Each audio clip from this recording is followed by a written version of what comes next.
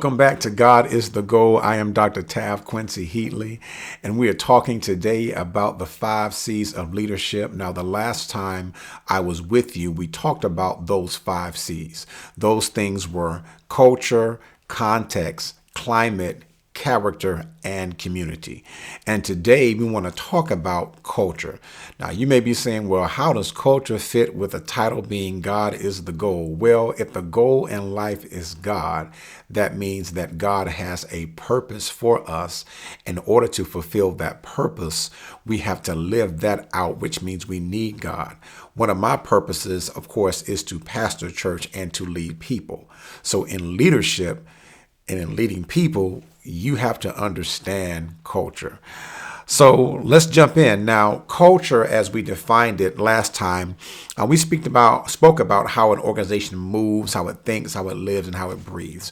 I actually want to read from my book, The Pandemic Pastor, where I quoted who I consider to be the culture and leadership guru, and that is Dr. Samuel Chan. If you don't have anything by Samuel Chan, please pick it up because he is really a master in leadership. But this is what he says, and I quoted him from his book called Cracking Your Church's Culture Code. He says that culture is the personality of an organization. In this context, he means the church. He speaks about its tangibles and its intangibles. It's its unstated values, beliefs, and assumptions, how problems are handled, and how success is celebrated. Every organization has a culture. It's its attitude, its behavior, how it functions, and how it lives.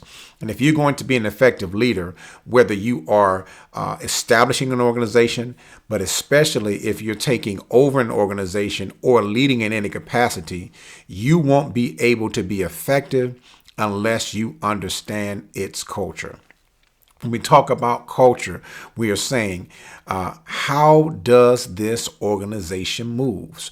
Who are the people that comprise this organization? How long have they been here? What do they value? How do they think about change? In what ways can you affect change? How has your previous organization's culture transferred or went with you when you're in this new organization? Now, this was something that I had to learn very quickly because when I came into this organization as pastor, the church was already 155 years of age. And so in doing that, I had to recognize, okay, I have to do some things differently. No, it's actually 150 years of age. I had to do some things differently because there was already an established culture in the organization, not just from the congregation standpoint, but also from the leadership standpoint. They had certain systems that I had to first understand, even if I had a desire to change them. I had to understand the inner workings. When you talk about culture, you had to see who were the influencers, who are the people that really make it run. Because in most organizations, you know that 20% of the people are responsible for the most 100% or 80% of the organization. So they do a lot. And I really had to learn that. And I just want to encourage you some ways that you can do, some things that you can do to better understand your culture. Here's the first thing. Study the organization's history. When you study the organization's history, go back and see how it was founded. Study the previous leaders. See how they led. If some individuals are still there from previous regimes, talk to them about how things were done. Before you go in trying to change anything, just try to understand that. Now, I understand from a corporate perspective, it may be different because you're hired by the board of directors and you're coming in, you report to that board, and there's things that you have to handle there. But there have been people that are there.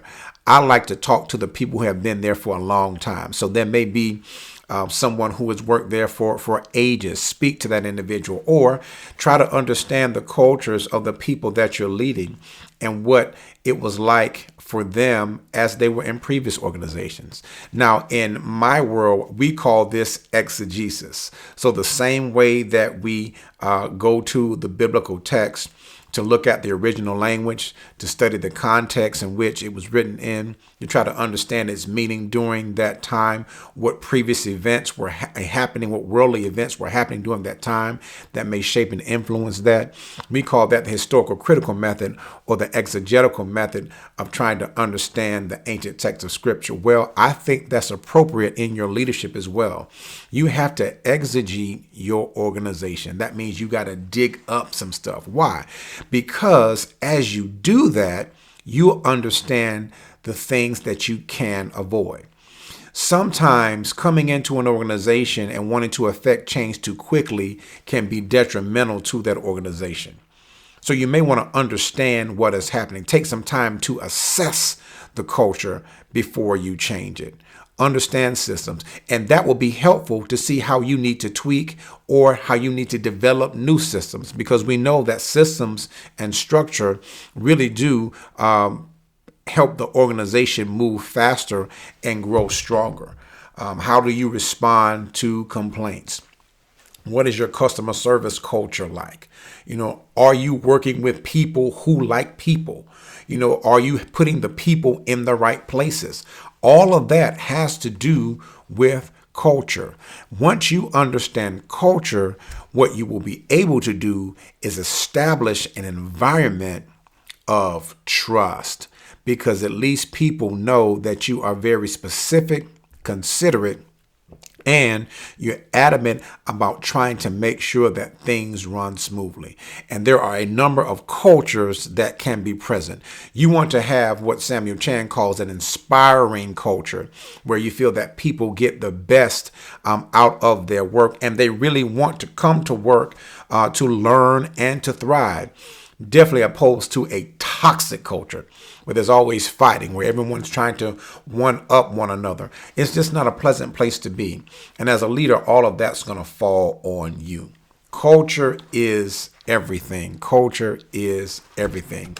So, seek to understand the culture, and you can be effective as a leader to shift and move the organization. Also, understand this. You play a big part in how you shape the culture, which means if you are going to exegete the organization's culture, then you must also do some self-exegesis. Know what your quirks are. Know what your pet peeves are. Know what your non-negotiables are. Know the things that really drive you. Know the things that cause you to thrive. And you want to focus on those things. I'm getting a little bit into character here, but you want to focus on those things that really cause you to thrive. And also understand where you need some assistance. What are some of your shortcomings and weaknesses? Don't go in thinking that you have to be all things to the entire organization, to all people. Be unafraid to hire people who are gifted, who may be even smarter or more talented than you, because that will speak a lot about your character, and it will help you develop the culture that you would like to have. So that's just a little bit about culture. The next time I'll come back to you, we will talk about context. We'll talk about context. Just remember, God is always the goal, y'all. Keep seeking God, and you'll see what God can do with you. All right. Be blessed until next time.